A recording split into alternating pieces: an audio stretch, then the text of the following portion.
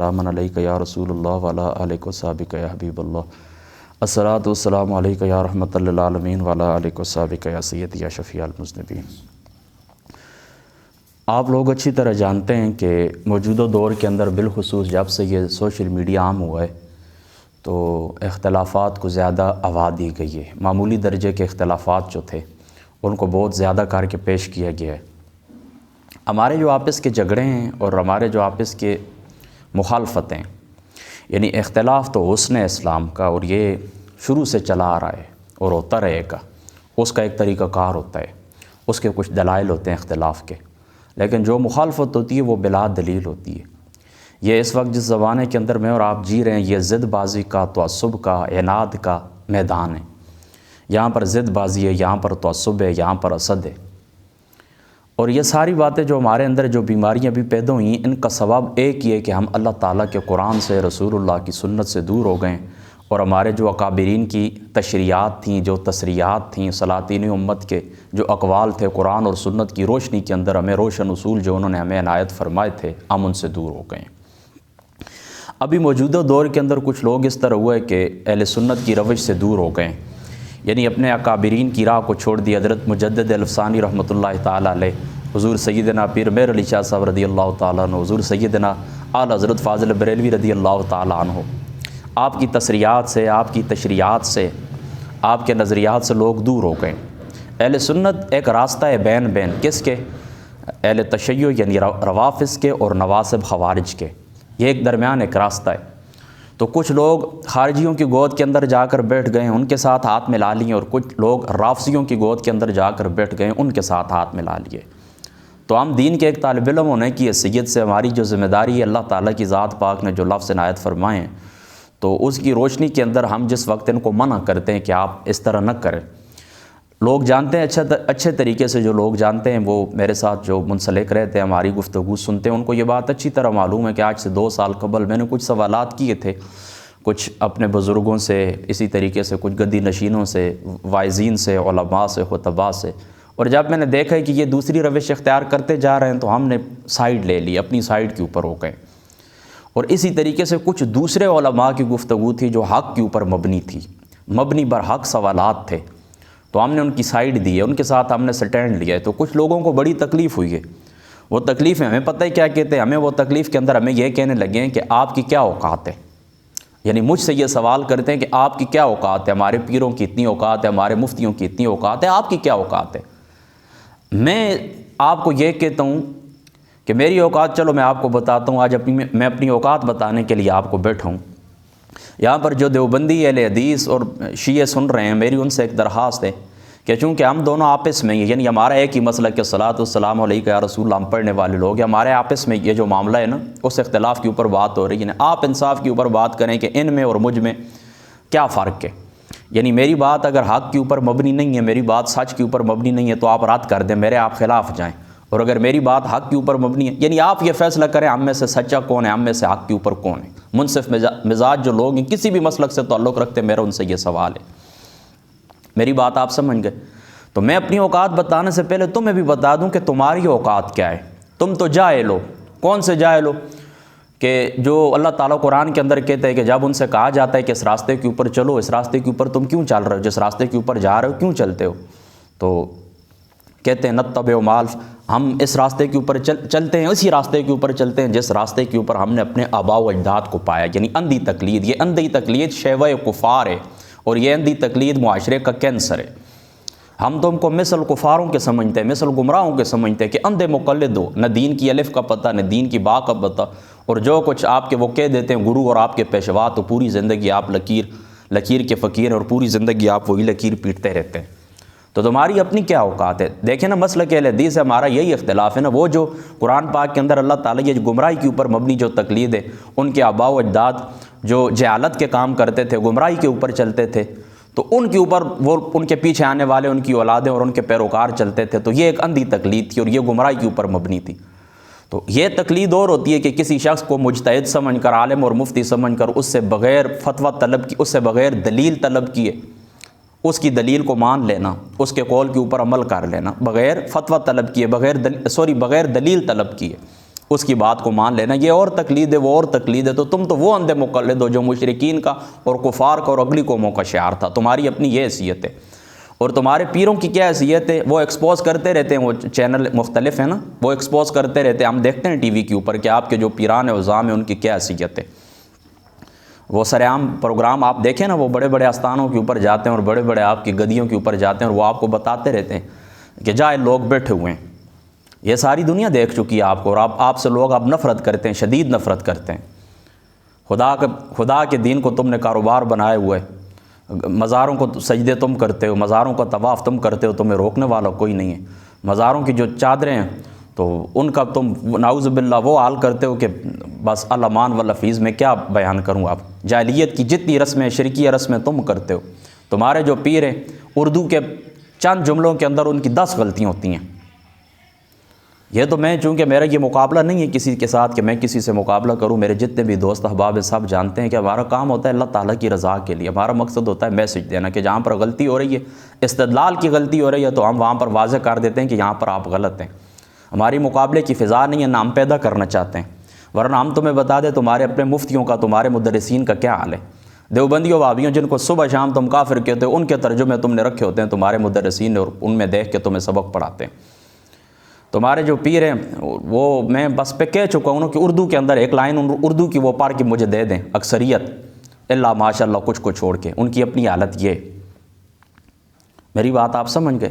تو آپ کے پیروں کی، تمہارے جو مولوی نماز پڑھاتے ہیں، تو میں جو امام صاحب نماز پڑھاتے ہیں ان کی قرات کا بھی مجھے اچھی طریقے سے علم ہے، جو ممبر رسول کے اوپر بیٹھے ہوتے ہیں ان کا بھی مجھے اچھے طریقے سے علم ہے۔ کہ کبھی کبھی اتفاق مجھے بھی ہوتا ہے کہ کئی بار مہمانی کے اوپر کہیں جاتا ہوں نماز پڑھنے کے لیے، پھر مولوی صاحب کے وہ میں گانے سنتا ہوتا ہوں کہ جس طرح کوئی سبزیاں بیچتا ہے، یعنی 10 منٹ کوئی آپ کے اندر اتنا نہیں ہے کہ آپ کو کچھ اللہ رسول کا راستہ بتا سکے اور آپ کے اخلاق کو وہ کیا کہتے ہیں کہ اچھے اخلاق کی طرف آپ کو بلائے، اور زبان موعظت تمہیں سکھائے، اور اچھے انداز میں مقابلہ کرنا تمہیں سکھائے، تمہیں دلیل کی زبان سکھائے نہیں۔ تو یہ اختلافات کی یہی وجہ جو اس زمانے کے اندر بہت زیادہ بڑھ گئے ہیں نا، ہمارا کتاب کے ساتھ، مطالعے کے ساتھ، علم کے ساتھ، تقوی کے ساتھ، دیانت کے ساتھ تعلق ہی نہیں رہا، بس سنی سنائی باتیں اور اندھی تقلید ہے۔ تو آئے روز یہ اختلافات بڑھتے ہی جا رہے ہیں، ہر شخص 1.5 اینٹ کی مسجد لے کر الگ ہی ہوتا جا رہا ہے۔ باقی مجھ سے آپ نے اوقات پوچھی ہے، میرے سارے دوست احباب بہن بھائی اس بات کے گواہ ہیں کہ میں نے کبھی کوئی دعویٰ نہیں کیا ہے، کبھی بھی۔ میں کہیں پر تقریروں کے اوپر بھی جاتا ہوں، میرے جو دوست احباب ہیں وہ اچھے طریقے سے جانتے ہیں، وہ مجھے پوچھتے ہوتے ہیں کہ اشتہار کے اوپر ہم نے کیا لکھنا ہے۔ میں نے کہا کبھی بھی کچھ نہیں لکھنا، میرے نام کے ساتھ کبھی بھی کچھ آپ نہ شیخ الحدیث، شیخ القرآن یا کچھ بھی لکھیں گے اس بات کے اوپر میری ناراضگی ہے۔ جتنے بھی اشتہار میرے آپ لوگوں کی نظروں سے گزرے ہوں گے کسی دیوار کے اوپر یا سوشل میڈیا کے اوپر آپ نے دیکھیں، صرف اور صرف حافظ محمود فرید لکھا ہوتا ہے۔ میں نے کب دعویٰ کیا ہے کہ میں شیخ القرآن ہوں، شیخ الحدیث ہونے کا دعویٰ کیا، عالم مفتی مجتہد ہونے کا دعویٰ کیا؟ کب میں نے کوئی دعویٰ کیا ہے؟ اگر کوئی دعویٰ میں نے کیا ہے تو آپ مجھے بتا دیں، پھر آپ مجھے کہہ سکتے ہیں کہ ہاں جی آپ نے فلاں مقام کے اوپر دعویٰ کیا تھا، تو آپ کی تو اتنی اوقات نہیں ہے۔ میں تو کبھی اپنی ہاتھ سے بڑھا ہی نہیں، کبھی بھی میں اپنی ہاتھ سے نہیں بڑھا ہوں، میں کبھی بھی اپنی ہاتھ سے نہیں بڑھا ہوں، لہذا آپ کسی صورت کے اندر مجھے نہیں کہہ سکتے کہ آپ ہاتھ سے بڑھیں۔ دیکھیں نا، میرے اوپر آپ گلہ تب کر سکتے ہیں کہ میں نے کوئی دعویٰ کیا، جب میں نے کوئی دعویٰ ہی نہیں کیا تو آپ مجھے کس طرح کہہ سکتے ہیں کہ آپ کی اوقات کیا ہے؟ باقی علمی میری حیثیت بھی میں آپ کو بتا دیتا ہوں، مالی حیثیت بھی میں آپ کو دونوں بتا دیتا ہوں، اور اللہ تعالیٰ کے گھر میں بیٹھا ہوں سچ بتاتا ہوں آپ کو۔ میں نے 7 سوا سال علم دین پڑھا ہے، زیادہ دور نہ جائیں، یہ ہمارا چھچ کا جو ایریا، اٹک کا جو ایریا ہے، تقریباً 200 کے قریب ارد گرد گاؤں ہیں، شہر ہیں، اٹک شہر کے ارد گرد، ازرو شہر کے ارد گرد جتنے بھی ہیں، جتنے بھی دایات ہیں، میرے جتنے بھی جاننے والے مرد عورت بچے بوڑھے جو کچھ بھی، آپ ان سے پوچھ لیں۔ یہ دریا شریف 7 خانقاہ ہے، حضرت قبلہ الحاج سلطان محمود صاحب رحمۃ اللہ تعالیٰ علیہ، آپ کی اولاد ابھی بھی موجود ہے، یہ سامنے بیٹھے ہوئے ہیں، یہ میرے ساتھ جاتے ہوتے تھے۔ کیوں جی؟ حضرت سلطان محمود صاحب رحمۃ اللہ تعالیٰ علیہ آپ کے پاس 2 سال میں نے صرف نو پڑھی، آپ گواہ ہیں اس بات کہ آپ جاتے ہوتے تھے میرے ساتھ۔ ہاں، باقی جس سے آپ مرضی یہ پوچھ لیں، 2 سال میرے یہ ہیں۔ 1 سال مفتی اظہر محمود صاحب سے آپ پوچھ لیں، امین گاؤں کے اندر ان کی مسجد کے اندر میں اس وقت چلا جاتا تھا، یعنی مغرب کے وقت میں چلا جاتا تھا، اور اس طرح رات ان کے پاس ہی ہوتا تھا۔ آپ ان سے پوچھیں کہ ریاض الصالحین، کنز الدقائق، قدوری شریف، اس کا سبق حافظ فرید نے آپ کے پاس پڑھے یا نہیں پڑھے؟ پھر یہ ساتھ مغرب کی طرف تقریباً 8-10 کلومیٹر دور خورخیل گاؤں میں حافظ ناصر صاحب کی مسجد علی میں جا کر ان سے پوچھیں کہ ہدایہ اور شرح جامی تک کے اسباق 2 سال آپ نے حافظ فرید کو پڑھائیں یا نہیں پڑھائیں؟ 2 سال میں نے ان کے پاس پڑھائے۔ پھر ساتھ اٹک شہر چلے جائیں، جہاں کر بادشاہ صاحب کے مدرسے میں پوچھ لیں، محمود نعیمی صاحب، علامہ نعیمی صاحب اور محمد اختر صاحب، آپ ان سے پوچھ لیں کہ اس کو آپ نے 7 مہینے تک میں نے وہاں پر تفسیر بیضاوی اور دوسری کتابیں پڑھی ہیں یا نہیں پڑھی. پھر میرے رشتہ دار دریا شریف کی طرف سے، گو کہ کچھ مسئلہ کے اختلاف بھی ہے ہمارا، دریا شریف کی طرف سے ہمارے رشتہ دار قاضی محمد اسد الحسینی صاحب، آپ کے پاس چلے جائیں، ان سے پوچھیں کہ 18-20 ماہ تک حافظ فرید نے آپ کے پاس دورہ حدیث کی ہے یا نہیں، صحیح ستہ بخاری مسلم ابو داؤد ترمذی ابن ماجہ آپ کے پاس نسائی شریف پڑھی ہے یا نہیں پڑھی، پھر تخصص کے اسباق آپ کے پاس پڑھیں یا نہیں پڑھیں، پھر آپ نے اپنے مدرسے کی طرف سے سند جاری کی ہے کہ یہ بندہ ہمارے پاس فارغ ہے، اس نے کیا کیا ہے، ہمارے پاس درس حدیث بھی کیا، تخصص کے اسباق بھی ہمارے پاس پڑھیں. یہ مرزا چوک کے اندر چلے جائیں، جا کر وہ کالج FG کالج کے اندر آپ پوچھ لیں کہ حافظ فرید نے یہاں پر فرسٹ ایئر سیکنڈ ایئر پڑھی ہے یا نہیں پڑھی. بس یہی میری اوقات ہے. میں نے اس سے اوپر کب دعویٰ کیا ہے میں نے کہ میں اس سے زیادہ کچھ چیز ہوں. ہاں پھر یہ بات میں آپ کو ضروری پھر بتا دیتا ہوں، بعض دوست پہلے بھی میں بتا چکا ہوں کہ میں اس طرح کسی مدرسے کے اندر باقاعدہ نہیں بیٹھا ہوں. جن علماء کا میں نے نام لیا بس یہی میرے استاد، ان کے پاس جاتا تھا اور کوئی بھی نہیں ہوتا تھا، بالکل تن و تنہا اکیلے. 2 سال استاد مبارک سلطان محمود صاحب کے پاس، اسی طرح 1 سال اظہر محمود صاحب کے پاس، 2 سال حافظ ناصر صاحب کے پاس اور 2 سال اٹک شہر کے اندر. بالکل ایک استاد کے پاس میرا ایک سبق ہوتا تھا، صرف قاضی اسد الحسینی صاحب کے پاس. باقی وہ ذکر کرتا ہوں اس طرح کہ ان کے ساتھ میں اس طرح 2 سال پھر قاضی اسد الحسینی صاحب کے پاس 18 ماہ تقریباً 20 مہینے اس طرح میں نے ان کے پاس 1 سال کے اندر سیاستہ پڑھی ہے پوری، اور 7-8 ماہ میں نے کورس کیے. یہ جو فتویٰ لکھنے کا ہوتا ہے جس کو استفتاء کا کورس کہتے ہیں، یہ کیا ہوتا ہے، تخصص فی الفقہ، یہ میں نے اسباق پڑھے. حنیف قریشی صاحب کے پاس میں نے مسند امام اعظم پڑھی ہے، پہلے بھی ذکر کر چکا ہوں. وہ 23 دن میں ان کے پاس ضیاء العلوم رہا تھا، پھر بھی میں کلاس میں نہیں بیٹھا ہوں. اس طرح لڑکے بیٹھتے تھے نا، میں پیچھے ہو جاتا تھا، یعنی میں کلاس کے اندر پھر بھی شریک نہیں ہوں. لیکچر ان کا سنتا تھا، پھر دل نہیں لگتا تھا. میں آپ کو پہلے بتا چکا ہوں. تو میں نے ان کو کہا تھا استاد جی آپ اس طرح کریں کہ مجھے نیچے پھر کرسی کے اوپر وہ بیٹھ جاتے تھے، میں پڑھتا تھا اور وہ سنتے تھے. اس طرح مسند اعظم مکمل کر کے انہوں نے مجھے نیچے اجازت لکھ دی. آج بھی میرے پاس وہ پڑھی ہوئی ہے. بس یہ میری کل تعلیمی زندگی ہے کل. ہاں یہ بات میں آپ کو بتا دوں، پھر پچھلے دنوں اس طرح ہوا کہ اہل سنت کے درمیان میری کچھ حیثیت متنازع ہو گئی، تو میں نے اسناد ان کو واپس دے دی تھی. جو تنظیم المدارس ہے ان کو میں نے اسناد واپس دے دی تھی. وہ میرے بڑے کام کی تھی، میں ان کے اوپر PhD کر سکتا تھا، میرے بڑے کام کی تھی. بار انہوں نے کچھ مجھے زور دیا ہے کہ اہل سنت کی بدنامی اور یہ شیعہ اور یہ فلاں. میں نے کہا چلو میں شیعہ ہوں تو آپ اس طرح کریں، یہ اسناد مجھ سے لے لیں. کچھ اور بھی باتیں میں اب کیا تفصیلی بتاؤں، اس وقت میں نے جو کرنی تھی کر دی ہیں، بس آسان سی بات ہے. تو میں نے وہ اسناد ان کو واپس کر دی تھی. جب میں نے اسناد ان کو واپس کر دیے تو پھر میری یہ طبیعت کی ہے کہ میں نے کہا چلو اب ان کو بھی اسناد واپس کر دیے. تو آگے جا کر چونکہ کام واضح و نصیحت کا ہے، لوگوں کو تک پیغام پہنچانا ہے، تو چینل کے اندر اور مختلف اداروں کے اندر مجھے جانا پڑے گا، بیٹھنا پڑے گا. تو میں اس طرح کرتا ہوں کہ چلو کم از کم گریجویشن کر لیتا ہوں. تو چونکہ وہ جو جس وقت میں نے FA کیا تھا 2013-14 کے اندر، تو اس وقت اس طرح میرا وہی دورہ حدیث کا سال بھی تھا 2014. تو وہ اتنی توجہ کے ساتھ میں نے نہیں پڑھا تھا، تو کچھ نمبر میرے تھوڑے تھے، 400 اور کچھ نمبر تھے. تو میں نے کہا چلو اس طرح کرتا ہوں کہ دوبارہ FA کے امتحان میں بیٹھتا ہوں تاکہ نمبر اچھے آ جائیں. ابھی الحمدللہ 538 نمبر میں نے ابھی 2022 کے امتحان میں شریک ہوں. اور پچھلے بدھ کو، آج بدھ کی شب ہے، پچھلے بدھ کو الحمدللہ تعالیٰ میرا یونیورسٹی کے اندر داخلہ بھی ہو گیا. اب میں گریجویشن کا سٹوڈنٹ ہوں، میری یہ حیثیت ہے. اب میں گریجویشن کا سٹوڈنٹ ہوں الحمدللہ تعالیٰ. داخلہ میرا مکمل ہو چکا ہے، میرے معاملات شروع ہو گئے، تعلیم میری شروع ہو گئی ہے. یہی اسی سال مارچ کے اندر میں نے آپ کو کہا نا کہ پھر دوبارہ میں طالب علم کی حیثیت سے میں نے داخلے لیے اور میں شروع ہو گیا ہوں دوبارہ. تو ابھی انشاءاللہ فی الحال تو گریجویشن کا ارادہ ہے، گریجویشن ابھی شروع ہو چکی ہے، وہی گریجویشن کا ارادہ ہے. آگے پھر ہو سکتا ہے MA بھی کر لوں، لیکن فی الحال ارادہ گریجویشن کا ہی ہے. میرے جو والد صاحب ہیں یہ بیٹھے ہوئے، ان کے سے آپ پوچھ سکتے ہیں، یہ سارے گواہ ہیں میرے. آپ خود آ جائیں، کوئی اتنی بڑی میں نے ان کے پاس قرآن پاک یاد کیا ہے. بس یہ میری کل اوقات ہے، میں آپ کو اپنی اوقات بتا چکا ہوں. یہ میری حیثیت ہے. آپ مجھ سے پوچھتے ہیں نا، اللہ تعالیٰ گھر میں بیٹھے گواہوں کے جتنے بھی لوگ سن رہے ہیں، بے شک وہ سب سے آپ الگ الگ جا کر تصدیق کر لیں. میں تو آج بھی لوگوں کو یہی کہتا ہوں، کہیں پر میری 2 نمبری آپ نے دیکھی ہے نا، میں ہر وقت تیار ہوتا ہوں. میں نے کہا کہ اس طرح جس طرح چینل والے اچانک آ کے چھاپا نہیں لگاتے کہ آپ کی حیثیت کیا ہے. یہ باتیں جو میں نے کی ہیں، میں ان کے سامنے بھی یہی باتیں کر سکتا ہوں. میرے پاس اس وقت فقط یہ اسی مدرسہ اٹک شہر، انہوں نے خود مجھے وہ اپنی سند دے دی تھی، وہ میرے پاس سند ہے. اور باقی میں گریجویشن کا سٹوڈنٹ ہوں، قرآن کا حافظ ہوں. یہی میری حیثیت ہے. انگلش کے اندر میرے 4-5 بیانات پڑے ہوئے یوٹیوب کے اوپر، آپ سن سکتے ہیں، آپ کو پتہ چل جائے گا میری حیثیت کیا ہے. حدیث پاک کا میرے تقریباً الحمدللہ تعالیٰ 100 سے زیادہ لیکچر ریکارڈڈ موجود ہیں. درس قرآن کے 40 کے قریب 36-37 مجلسیں ہو گئیں، وہ آپ سن سکتے ہیں. تقریباً 700-800 کے قریب میری تقریریں ریکارڈڈ پڑی ہوئی ہیں. یہ تو اس زمانے کی ہوتی، 2011-12 کی اور مزہ ہوتا. لیکن چونکہ اور بس اللہ تعالیٰ کو منظور نہیں تھا. میں نے سوشل میڈیا 2019 کے اندر جوائن کیا تو اس کے بعد تقریباً 60-70% میری گفتگو ریکارڈڈ موجود ہے. جو کوئی ساتھ ہوتا ہے تو ریکارڈ بھی ہو جاتی ہے, ورنہ کئی دفعہ مجھے اکیلے جانا پڑتا ہے. خطاب کی دعوت ملتی ہے, گھر کے بائک کے اوپر بیٹھتا ہوں, جا کے مسجد کے سامنے بائک کھڑی کی, ممبر کے اوپر چڑھا ہوں, تقریر کی, نیچے اترا ہوں, واپس آ گیا ہوں. ریکارڈ کس نے کرنی ہے؟ اور بعض دفعہ بچے ساتھ ہوتے ہیں, ریکارڈ بھی کر لیتے ہیں. تو جو ریکارڈڈ موجود ہیں علماء کے مجمع میں, مفتیان وزام کے مجمع میں. ابھی تو الحمدللہ میری 32 سال عمر ہو چکی ہے. 18-19 سال کی عمر سے میں نے چھوٹا سا تھا, میں نے یہ گفتگو شروع کر دی تھی. تو اپنی اس مسجد کے 100-200 آدمیوں سے لے کر الحمدللہ تعالیٰ ہزاروں کے مجمع سے میں نے خطاب کیا ہے. تو میں آپ کے ساتھ گفتگو اس اصول کے تحت نہیں کرتا ہوں کہ میں کسی مدرسے کا فارغ ہوں یا نہیں, کوئی ڈگریاں میرے پاس ہے یا نہیں. میں فریڈم آف سپیچ کے اصول کے اوپر آپ سے گفتگو کرتا ہوں کہ لینڈ آف لا اور لینڈ آف گاڈ, اللہ تعالیٰ کا قانون بھی اور زمین کا قانون بھی مجھے فریڈم آف سپیچ دیتا ہے, آزادی دیتا ہے بولنے کی. ہر شخص کو آزادی ہے. تو اس کے اندر میری کوئی کہیں پر استدلال کی غلطی ہے, بے شک آپ مجھے متنبع کریں, آپ مجھے وارن کریں کہ یہاں پر آپ سے غلطی ہے, میں تسلیم کروں گا. میں تو چھوٹے چھوٹے بچوں کی باتیں بھی تسلیم کرتا ہوں.